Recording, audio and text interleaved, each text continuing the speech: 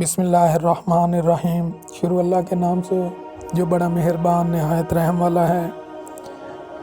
آج کا ہمارا ٹاپک حضرت نوح علیہ السلام اور ان کی قوم ہے۔ تو چلیں چلتے ہیں ٹاپک کی طرف۔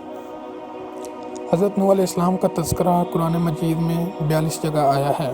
حضرت آدم علیہ السلام کی اولاد دنیا میں خوب بڑی، آہستہ آہستہ یہ خدا کو بھولتے گئے جس نے اسے پیدا کیا تھا اور جو ان کا پالنے والا ہے، اور شیطان کے بہکاوے میں آنے لگے جس نے حضرت آدم علیہ السلام کو جنت سے نکلوایا۔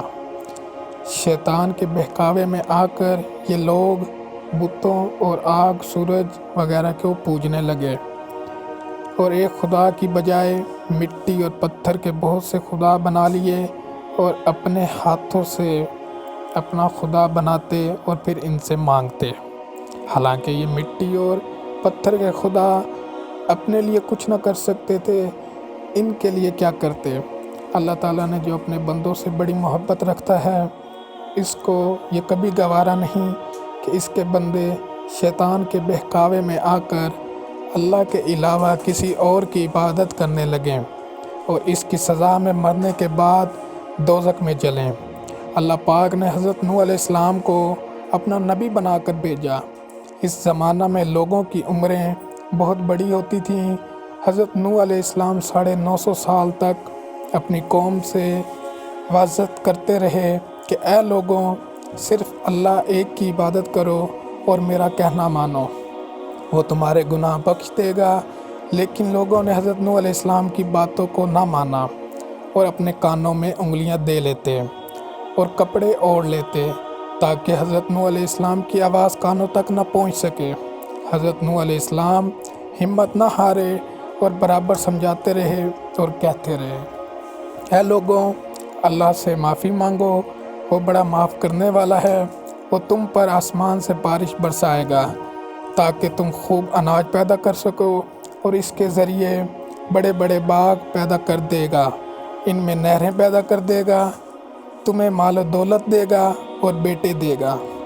تمہیں کیا ہو گیا ہے کہ تم خدا کو نہیں مانتے، حالانکہ اس نے آسمان بنائے، چاند اور سورج بنائے، اس نے تم کو مٹی سے پیدا کیا اور پھر اس مٹی میں ایک دن تم مل جاؤ گے اور پھر قیامت کے دن اس مٹی سے تم کو دوبارہ زندہ کر دے گا۔ لیکن لوگوں نے اپنے بتوں کو نہیں چھوڑا اور حضرت نوح علیہ السلام سے کہنے لگے کہ ہم اپنے بتوں کو ہرگز نہ چھوڑیں گے اور ہم تم کو اپنے جیسا ہی آدمی دیکھتے ہیں، اور تمہارا کہنا بھی صرف چند غریب لوگوں نے مانا اور ہم تم کو جھوٹا سمجھتے ہیں۔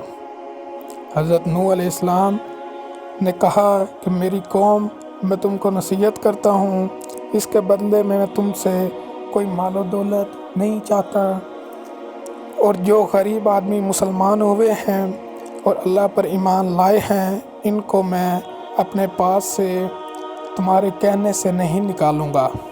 اگر میں ان کو اپنے پاس سے نکال دوں تو خدا کے عذاب سے مجھے کون بچائے گا؟ اگر میں ایسا کروں گا تو بہت ناانصاف ہو جاؤں گا۔